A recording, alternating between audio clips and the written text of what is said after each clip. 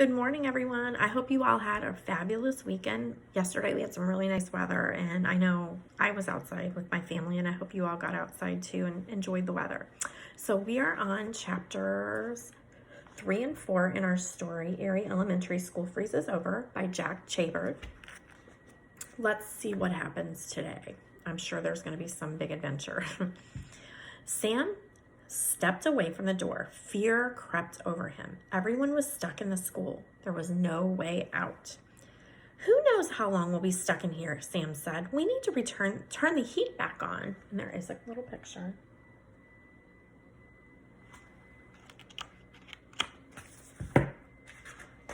Miss Grinker shouted down the hall, Sam, Antonio, Lucy, hurry up and get your things. The three friends quickly slipped into their jackets and grabbed their backpacks. The binder is in my backpack, Lucy whispered. Lucy had filled a big binder with everything they knew about Orson Eerie. It contained blueprints of the school, notes, and more. Miss Grinker led her bundled up students to the gym. Sam looked at the phone while Antonio and Lucy walked ahead. Suddenly, Sam stopped in his tracks. His friends turned as he read words that changed everything.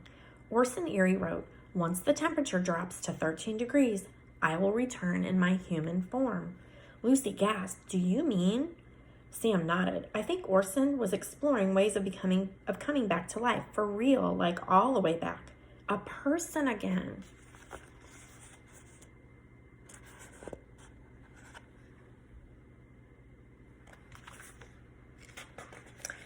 Antonio rubbed his hands together as they continued walking. "A real flesh and blood Orson Eerie?" Antonio said. "Now I've really got goosebumps. But I'm not sure if they're from fear or the freezing cold." The thought of Orson Eerie returning terrified Sam. He had battled the monstrous school many times.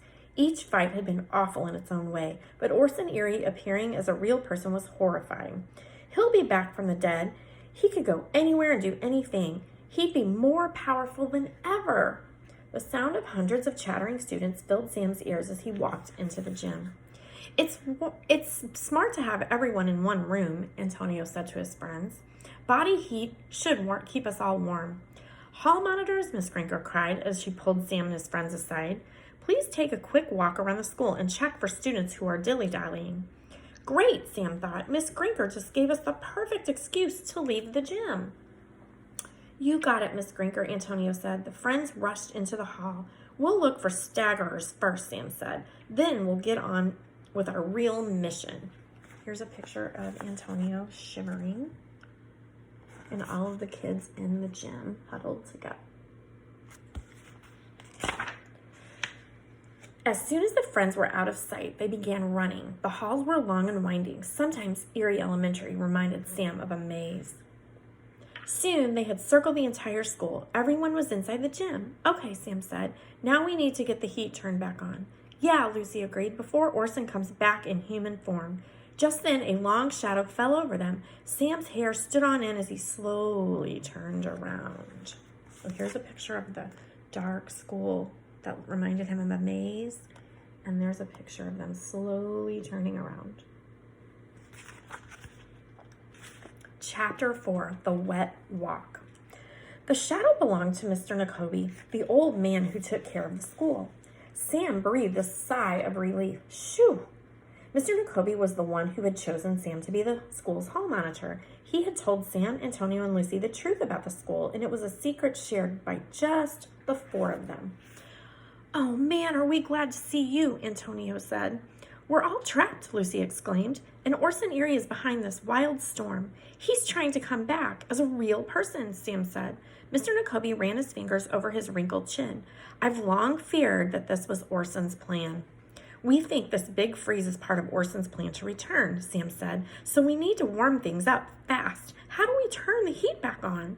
"The heat in this school has always been funny," said Mr. Nakobe. "Just tell us what to do," Sam said. There's a picture of Mr. Nakobe and the boys and girls, and then here's a close-up of him. Remember, he's the school custodian. "You'll need to go to the teacher's lounge," Mr. Nakobe said. "There you'll find a thermostat. Turn it up to the highest possible temperature. That should force the radiators back on." "That's all?" Antonio asked. "That's easy." Mr. Nakobe shook his head. At Eerie Elementary, nothing is ever easy. He looked back at the gym. I'll keep Miss Skrinker busy. Good luck. The friends took off running, but as Sam turned the first corner, he saw that Mr. Nakobe was right. This would not be easy. The windows all flew open at once. The blizzard stormed into the hallway. Snow filled the air and the icy water splashed down. The three friends huddled together. Lucy shouted over the howling wind, "Orson's bringing the storm inside to stop us." Oh boy.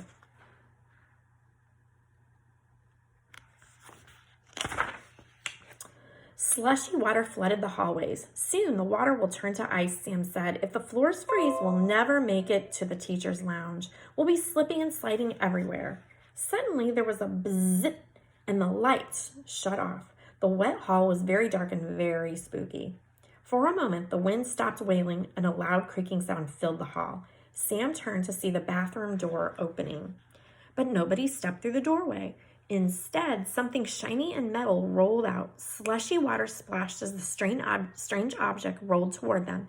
It stopped at Antonio's feet. Lucy gulped. The sound echoed in the quiet hallway. Slowly, Sam crept toward the object. You can kind of see a little bit of the object back there. What do you guys think it is?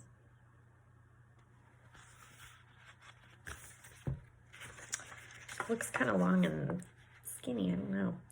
"It looks like a sprinkler head," Sam said. "From the ceiling, see? It's still attached to the water hose." Click, clack, split. Freezing cold water shot from the sprinkler head. The sprinkler leapt up. Water gushed and filled the air. Orson Eerie had brought the sprinkler to life. It swung across the ground. Sam jumped on the hose, and the hose whooshed beneath him. Antonio wasn't so lucky. The sprinkler snapped out and wrapped around his ankle. "It's got me," Antonio shouted. Sam and Lucy ran toward him, but they were a moment too late. The hose tugged. Antonio toppled over. His cell phone slipped from the pocket and clattered to the ground. Lightning fast, the sprinkler yanked Antonio from the bathroom. Antonio cried out, but the shrieks were cut short as the door slammed shut. You can see how the sprinkler grabbed Antonio and pulled him.